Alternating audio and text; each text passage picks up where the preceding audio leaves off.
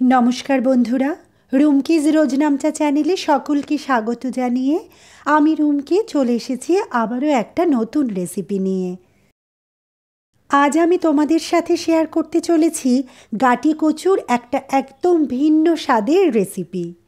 देखो एखाने आमी निये नियेछि गाटी कचु।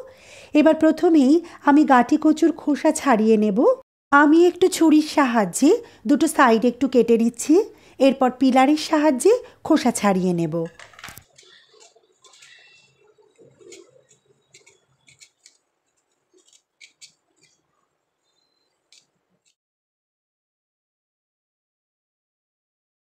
सबगुलो गाटी कचु थेके एभाবে आमी खोसा छाड़िये निलाम। एबार आमी छुरिर साहाज्ये पिस करे नेब। खूब पातलाओ ना आबार खूब मोटाओ ना, एमन करे आमी केटे निচ্ছি गाटी कचुगुलो। तबे एखाने एकटा कथा बोली जे गाटी कचु जेहेतु एकटु स्लिपारि हय ताई छुरी दिये काटार समय किन्तु एकटु साबधाने काटते हबे। आर जारा बटिते काटते स्वाच्छन्द तारा किन्तु बटी दियेई काटबेन। गाटी कचुगुलो सब आमी केटे निয়েছি। एबार एकटा डिशेर मধ্যে आमी ट्रान्सफार करे निচ্ছি। एबार एर मধ্যে दिए दिচ্ছি परिमाण मतो लवण एबं हलुद गुঁড়ো। भालो करे लवण ओ हलुद गुঁড়ো कचुर गाये आमी माखिয়ে निচ্ছি। भालो करे माखानो हये गेले आमी साइडे सरिয়ে রাখছি।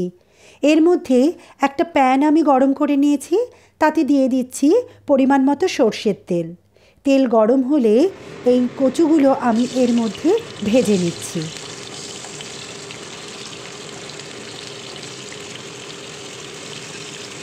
কচুগুলো আমি একটু লাল করে ভেজে তুলে নেব।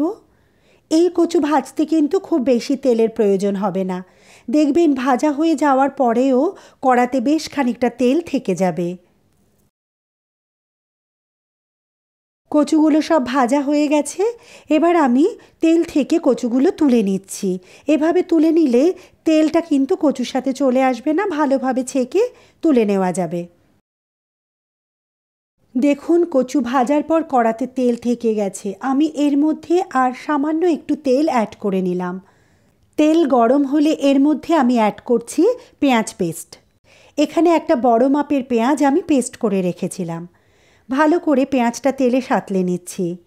এরপর আমি এর মধ্যে দিয়ে দিচ্ছি একটা কাঁচা লঙ্কা। ঝাল আপনারা আপনাদের স্বাদ মতো অবশ্যই দিতে পারেন। এবার এর মধ্যে দিয়ে দেব 1 চামচ জিরে বাটা এবং 1 চামচ আদা বাটা। মশলাগুলো তেলে ভালো করে সাঁতলে নিচ্ছি। এই সময় দিয়ে দিচ্ছি স্বাদ মতো লবণ এবং পরিমাণ মতো হলুদ গুঁড়ো।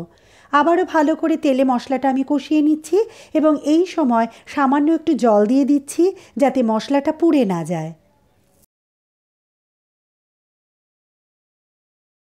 জল দিয়ে মশলা ভালো করে আমি কষিয়ে নিলাম। এরপর এর মধ্যে অ্যাড করছি একটা টমেটো। টমেটো রান্নার সময় আবারও আমি বলছি যে বীজ ছাড়িয়ে সবসময় টমেটোটা রান্নায় ব্যবহার করবেন। টমেটো দিয়ে আবারও আমি ভালো করে মশলাটা কষিয়ে নিচ্ছি। এরপর আমি অ্যাড করছি ভেজে রাখা গাটি কচু। গাটি কচু দিয়ে মশলার সাথে আমি ভালো করে সাঁতলে নিচ্ছি। সাঁতলানো হয়ে গেলে আমি গ্যাসের ফ্লেম লো করে দিচ্ছি এবং ঢাকা দিয়ে মিনিট 5 কুক করে নিচ্ছি। 5 মিনিট পর আমি ঢাকনা সরিয়ে নিলাম। দেখুন মশলা থেকে কিন্তু তেল ছেড়েছে। আমি কিন্তু রান্নায় খুব বেশি তেল দিইনি। যদি বেশি তেল দেওয়া হতো তাহলে কিন্তু বেশি তেল রিলিজ করতো। তবে গাটি কচু রান্নায় খুব বেশি তেলের কিন্তু প্রয়োজন হয় না। ভালো করে আবারও আমি সব কিছু মিশিয়ে নিলাম। এবার আমি এর মধ্যে অ্যাড করছি চারমগজ ও নারকেল পেস্ট। 1 চামচ চারমগজ আমি জলে ভিজিয়ে রেখেছিলাম। খানিকটা নারকেল নিয়ে নিয়েছি, দুটো একসঙ্গে আমি পেস্ট করে নিয়েছি। রান্নায় সেই চারমগজ ও নারকেলের পেস্টটা আমি দিয়ে দিলাম। দিয়ে এবার আমি আবারও ভালো করে কষিয়ে নেব। তবে গ্যাসের ফ্লেম কিন্তু এই সময় লো রাখতে হবে। লো রেখেই আমি ভালো করে চারমগজ ও নারকেলের পেস্ট গাটি কচুর সঙ্গে মিশিয়ে নিচ্ছি। এবার আমি এই রান্নায় ব্যবহার করছি 1 কাপ পরিমাণ জল। এই রান্নায় কিন্তু খুব বেশি জলের প্রয়োজন হয় না।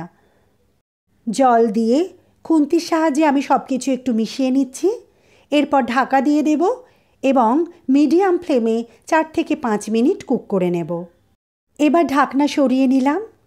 দিয়ে দিচ্ছি স্বাদ মতো মিষ্টি।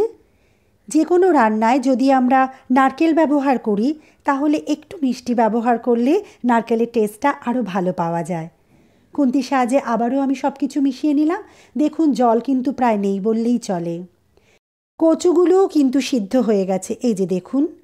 এবার আমি এর মধ্যে দিয়ে দিচ্ছি 1/4 টিস্পুন গরম মশলা পাউডার, কাঁচা লঙ্কা আর দিয়ে দিচ্ছি ফ্রেশ কারি পাতা। সব কিছু আমি ভালো করে মিশিয়ে নিচ্ছি। এরপর গ্যাসের সুইচ অফ করে দিচ্ছি ও ঢাকা দিয়ে মিনিট 5 রেস্টে রাখছি। এতে কি হবে, কারি পাতার গন্ধটা সম্পূর্ণরূপে তরকারির মধ্যে স্প্রেড করে যাবে।